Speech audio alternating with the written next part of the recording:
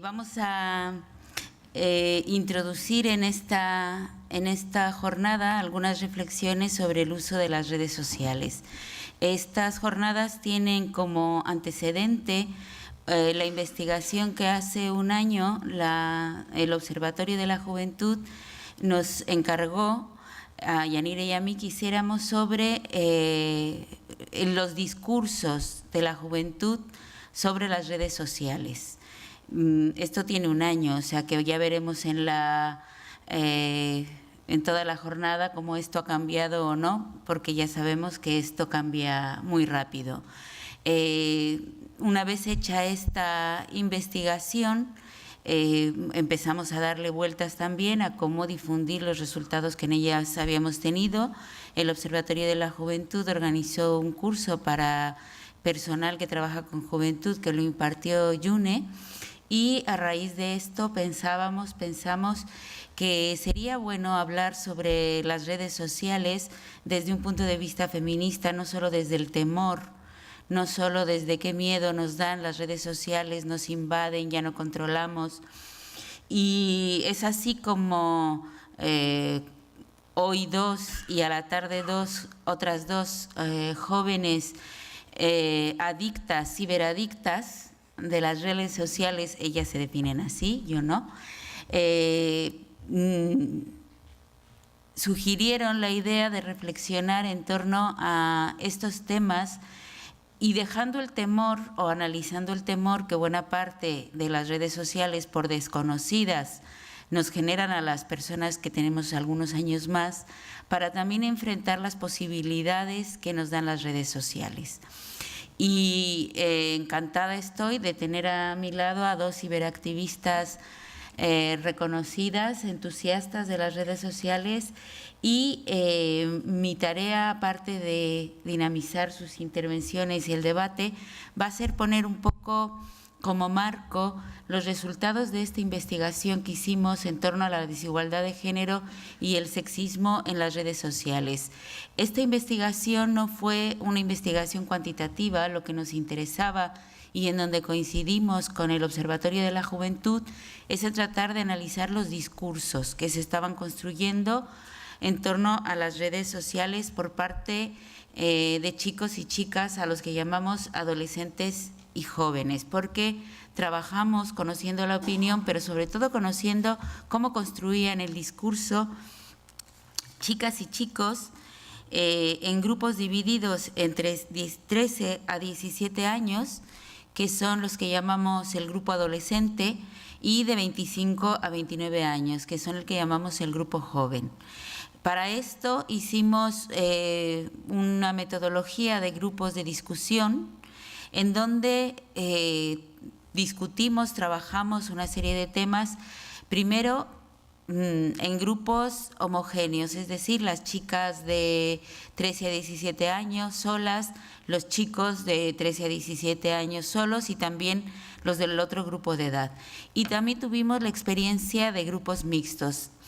Partíamos de la idea de que probablemente el discurso cambiara si las chicas y los chicos se encontraban en grupos homogéneos o si tenían que interactuar entre ellos y ellas, por desconfiadas y porque ya sabemos cómo esto funciona a la hora de que hombres y mujeres, niñas y niños, chicos y chicas interaccionan en grupos mixtos o en grupos homogéneos.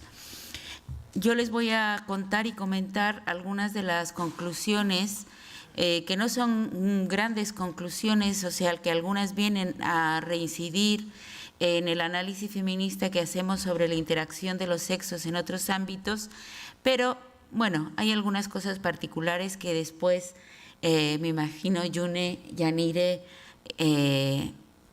aportarán más sobre estas reflexiones. Una de las primeras conclusiones, de lo primero que vimos en el comportamiento de las chicas, es que su participación en los grupos era menor.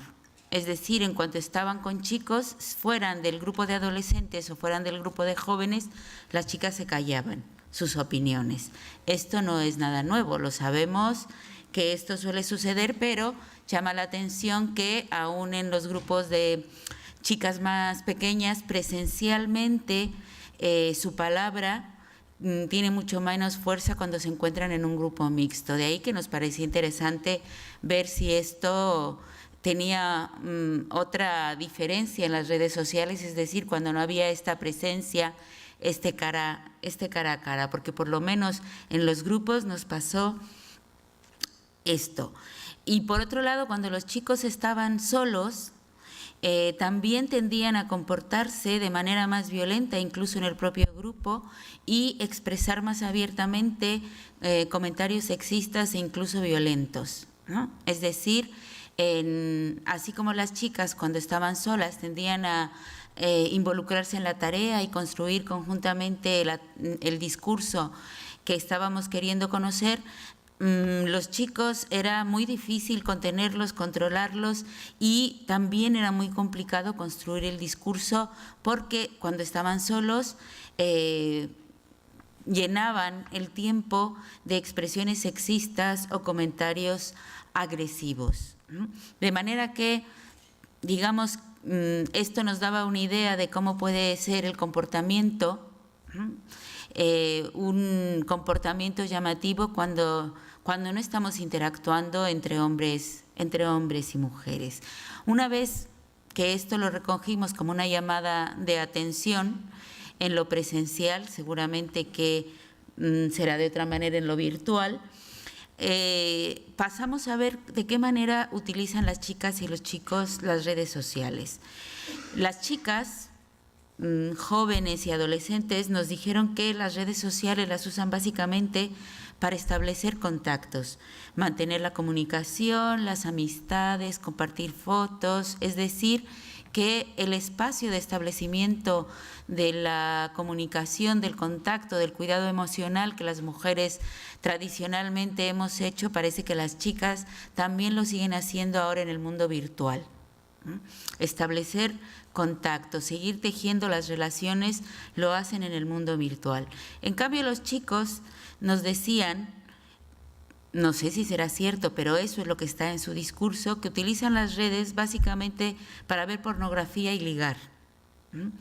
Lo primero, lo de ver pornografía, únicamente se expresaba en los grupos homogéneos, es decir, en los grupos solo de chicos, pero tendemos a creerles que ven pornografía porque hacían referencia a varias páginas pornográficas que posteriormente nos dimos cuenta que existían, ¿no? O sea, que sabían de lo que hablaban. En los grupos mixtos no hablaban de su uso de la pornografía, pero sí hablaban que las redes para ellos eran básicamente un espacio para el ligue, ¿no? Y para establecer conexiones con los amigos y para cuestiones de ocio, fundamentalmente. En grupos homogéneos, las chicas nos hablaron de que sabían que se exponían en las redes sociales, ¿no? Y sabían que muchas veces exponían más de su intimidad de lo que probablemente para ellas fuera conveniente, es decir, no tenían muchas censura para exponer no solo sus pensamientos y sus ideas, sino también sus sentimientos, sus fotografías, ¿no? Y todo lo que era las relaciones, es decir, que las chicas también utilizaban las redes sociales como un espacio para pelearse con las amigas, contentarse con las amigas y en general hacer vida relacional en las redes, ¿no? Para los chicos, sin embargo, las redes sociales fundamentalmente eran un espacio de ocio, es decir, que daban mucho y las utilizaban mucho para el juego y para comentar con sus amigos, sobre todo temas de deporte o algunos, los más mayores, de actualidad, noticias de actualidad, ¿no? O sea, como vemos, el reparto de roles que hemos señalado una y otra vez en el mundo real se reproduce en el mundo virtual. Las chicas, por su lado, nos señalaban que se sienten más vulnerables en las redes, aunque también aceptan que ellas se exponen mucho más en las redes que en el espacio real. Los chicos, por su parte, no se sentían en ningún momento en riesgo, pero sí estaban de acuerdo que las chicas eran más vulnerables porque se exponen más. Incluso en los grupos homogéneos, ellos aceptaban que podían dirigirse a las chicas de las redes sociales de manera poco convenientes, ¿no? Es decir, que ellos también sabían de esa exposición mayor de las chicas porque formaban parte de eso. Las chicas, por otro lado, se ubicaban en las redes sociales como un espacio desde donde también sufrían comentarios, mentiras, invasión de su espacio, ¿no? Invasión de, en sus páginas de Facebook, en sus blogs de comentarios que las herían, a diferencia de lo que los chicos decían.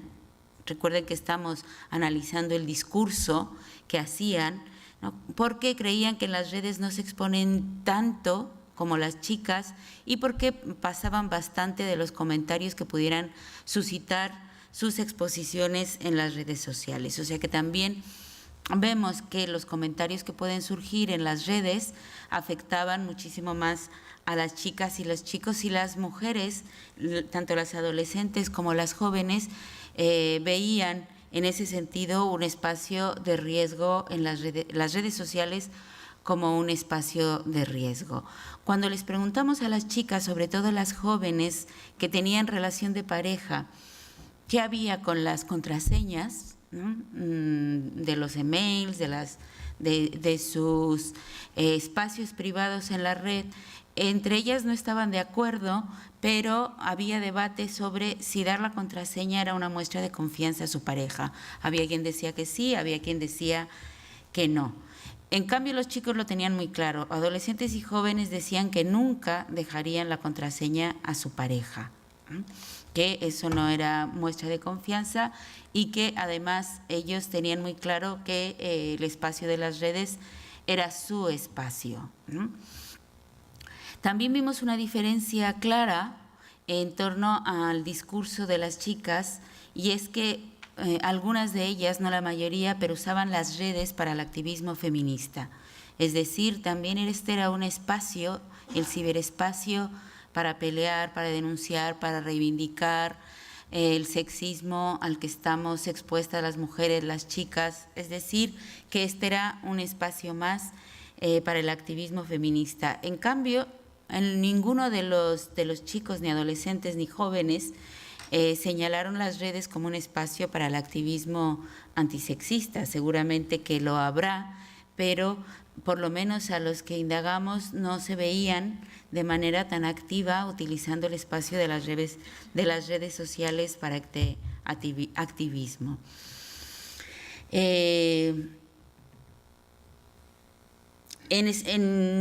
En conclusión, podemos decir que por sexos, el espacio de las redes sociales sigue siendo para las chicas un espacio de relación, sigue siendo para los chicos un espacio de ocio, y desde allí se ubican en el grado de riesgo que presupone para ellos y ellas las redes sociales.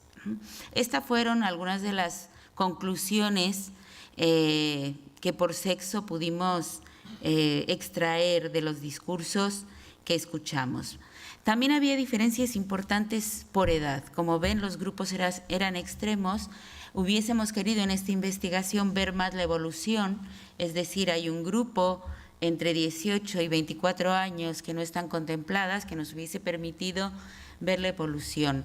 No nos falló la intención, pero sí el presupuesto. Entonces, por eso es que solo pudimos analizar los grupos extremos para ver cómo se daban en uno y en otro, y el resto no lo podemos imaginar de cómo se va dando la evolución.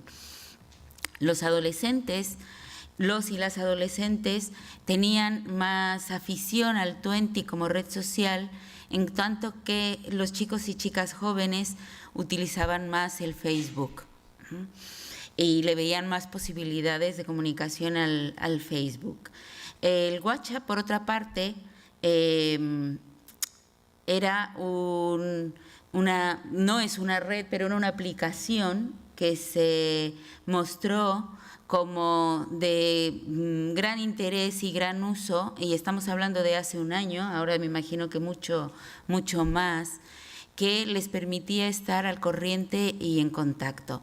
Sin embargo, las redes sociales que utilizaran, sobre todo para los y las jóvenes, significaban en muchos casos un agobio, por la multitud de mensajes que les llegaban y también por la inmediatez con que las y los amigos pedían respuesta y una cierta forma de control al saber si estás conectado, si no estás conectado, porque si estás conectado no me has respondido, ha pasado un minuto, sé que te llegó el mensaje, no me has respondido, ¿no?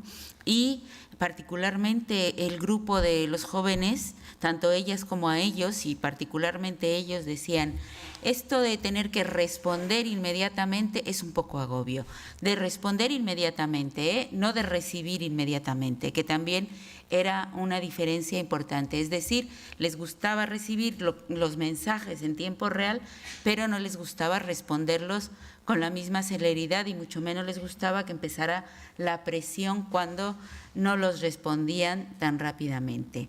Veían, sobre todo las chicas jóvenes, que estos forma de mensajes tan inmediatos y de respuesta tan rápida también aumentaba su capacidad para controlar y ser controlada. Algunas nos contó, y supongo que si ahora repetiríamos los grupos tendríamos mucho más ejemplos, todas las discusiones de pareja, con amigas, cómo se rompían algunas veces relaciones por el no contestar algunos mensajes y por dejar pasar una hora sin contestar algún mensaje, lo cual significaba la capacidad de controlar y ser controlada.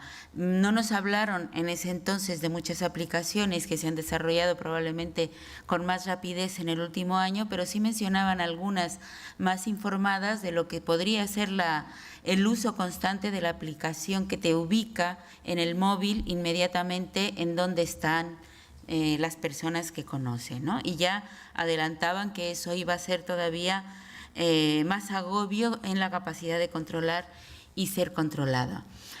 Ambos, tanto las y los adolescentes como las y los jóvenes, también nos señalaban que su conexión era permanente, es decir, estaban permanentemente conectados a las redes a través del teléfono y a través de otros dispositivos, como veo aquí a mi lado. ¿Ah? Estaban permanentemente conectados, aunque de manera intermitente, es decir, no estaban todo el tiempo, pero sí estaban desde que despertaban hasta que se acostaban en el tema de estar viendo qué tipo de mensajes les llamaban. Resumíamos y concluíamos que la conexión móvil y la posibilidad de mantenerse online en cualquier sitio y momento era una tendencia de la juventud, ¿no? Y lo veíamos esto mucho más a medida que analizábamos el discurso de las y los adolescentes. Lo primero que hacían al levantarse, nos decían, era consultar el móvil, y lo último que hacían al acostarse era consultar el móvil. Como ya dijimos, por edad, también esto se veía en diferencia, estaba la comunicación y ocio como actividades centrales para los que las y los adolescentes utilizaban las redes sociales. En cambio, para las y los jóvenes, las redes sociales también eran un espacio de información, de difusión de trabajo y de ciberactivismo, a pesar de que también seguían manteniendo la comunicación y el ocio como uso de las redes, que hacían de las redes sociales. Las adolescentes no tenían tanta conciencia de riesgo como las jóvenes, y las jóvenes nos decían que les preocupaban las adolescentes, ¿no? Sus hermanas pequeñas, ¿no? Sus amigas pequeñas, que creían que se exponían más, incluso mucho más, de lo que ellas se habían expuesto en la adolescencia, tomando en cuenta que las adolescentes que entrevistamos formaban parte de la primera generación que estaban construyendo su identidad desde los 11, 12 años vinculadas a las redes sociales, y que las jóvenes que entrevistamos habían empezado a hacer uso de las redes sociales a más edad, ¿no? Entonces decían, bueno, ya nosotras estamos súper enganchadas y no nos imaginamos la vida sin las redes sociales, ¿cómo será esto en las adolescentes que están creciendo? Que nosotras quizá pasamos nuestra adolescencia ya conectadas a Internet, pero no a las redes sociales, no en el móvil, no en esta inmediatez de la comunicación, ¿no? En ese sentido, eran más conscientes del control que puede significar las redes, del control no solo porque puedan ser controladas, sino de cómo organizan su vida, la conexión a las redes sociales y el riesgo que esto significa. Encontramos también en el discurso de las adolescentes y los adolescentes la normalización de conductas sexistas, agresivas e incluso violentas que aparecen en las redes. Y esas conductas sexistas, agresivas y violentas preocupaban más a las y los jóvenes. Las adolescentes en su discurso decían tener capacidad de diferenciar el mundo real y el mundo virtual. Sin embargo, se sentían bastante defraudadas y defraudados al enfrentarse, sobre todo al conocer a la gente que conocían en el mundo virtual y darse cuenta que su comportamiento no era el mismo en el mundo real. Aunque decían, yo no me confundo, sé que lo que pasa en las redes no pasa en la realidad, sin embargo sí decían, he conocido a tíos que mejor no los hubiera conocido en el mundo real, hubiéramos seguido siendo amigos solo en el mundo virtual y hubiera sido mucho más interesante. También las jóvenes y los jóvenes tenían esta capacidad de diferenciar y su decepción era menor. Las expresiones de violencia y sexismo en las redes sociales aparecían como sin censura. Las adolescentes y los adolescentes veían en esto una gran oportunidad de poder expresarse sin ningún tipo de censura, es decir, no tenían que estar cuidando el lenguaje políticamente correcto, que tenían que estar cuidando en el mundo real y no veían que esto pudiera tener alguna consecuencia. Tal cual lo sentían, lo expresaban. Por lo cual, insisto, lo que ya nos decían antes también por sexo, sus expresiones agresivas tenían mucho más cabida en las redes sociales. También las y los jóvenes sabían que no había censura en las redes sociales, aunque sí tenían una mayor consecuencia de lo que esta falta de censura podía tener en la vida real. Las adolescentes y los adolescentes creían tener el control sobre las redes sociales, es decir, esta falta de conciencia de consecuencias era mucho más fuerte en el grupo de adolescentes porque decían, a mí las redes sociales no me controlan, hago clic y desaparece lo que no me gusta, ¿no? Entonces no tiene ningún control sobre mí. Las jóvenes y los jóvenes, sin embargo, aunque también tenían esa creencia de control, sabían que en las redes están más conectados, pero también más controlados y que dependía mucho, en algunas ocasiones, por ejemplo, cuando utilizaban las redes para los contactos laborales, el trabajo, sí podían tener consecuencias en el mundo real, lo que publicaran o lo que dejaran de publicar en el mundo virtual. En resumen y para terminar, lo que vimos en el discurso de la juventud y las redes sociales, una primera cuestión es que el mundo adulto está ausente. O sea, no hay ninguna preocupación de adolescentes y jóvenes sobre las consecuencias que esto podía tener en las relaciones con sus madres, con sus padres o con otras personas adultas. Estaban perfectamente claras y claros que era un mundo que los adultos no controlamos, como ellos y como ellas. En este sentido, es verdad que podían tener restricciones del uso del móvil o de las redes sociales o de sus aparatos en nivel de horario, pero sabían perfectamente cómo burlar esas prohibiciones. Mucho mejor, evidentemente, que sus madres o sus padres, con lo cual estaban convencidas, y nosotras también, que es un mundo joven, que no es un mundo donde las personas adultas nos movamos muy bien y nos dan 3 vueltas cuando tiene que ver con cómo moverse por las redes sociales. Las adolescentes es el grupo que tiene más riesgo. ¿Por qué? Porque tenía una menor conciencia del impacto de las redes y una mayor sensación de control.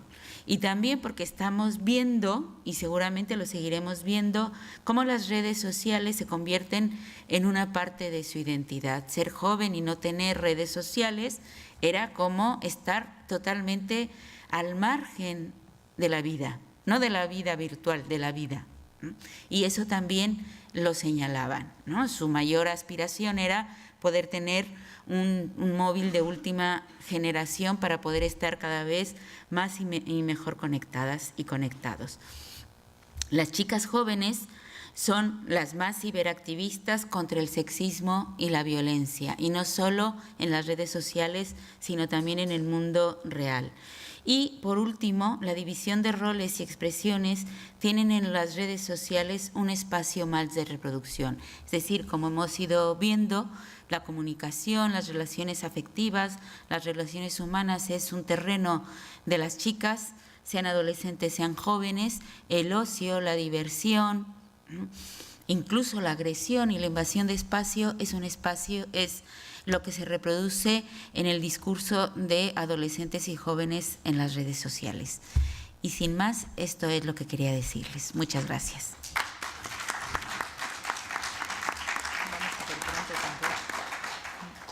Bueno, también se escuchan desde acá los aplausos que por las redes nos llegan, ¿no? Porque estamos, como ya se mencionó, conectadas y por streaming se están viendo estas jornadas. Vamos a pasar ahora a escuchar las ponencias de Yanire Estebanes y Yune Fernández. Aunque las conocemos y sabemos de su impacto en las redes, permítanme presentarles a Yanire, que es la primera que intervendrá, conocida por sus grandes gafas en su blog. Yanire, en la realidad, es psicóloga y ciberactivista. Bloguera de Mi novio me controla lo normal, un referente imprescindible en las redes sociales sobre violencia y también responsable del programa virtual Yo Ligo, Yo Decido, que no solo es virtual, también es real.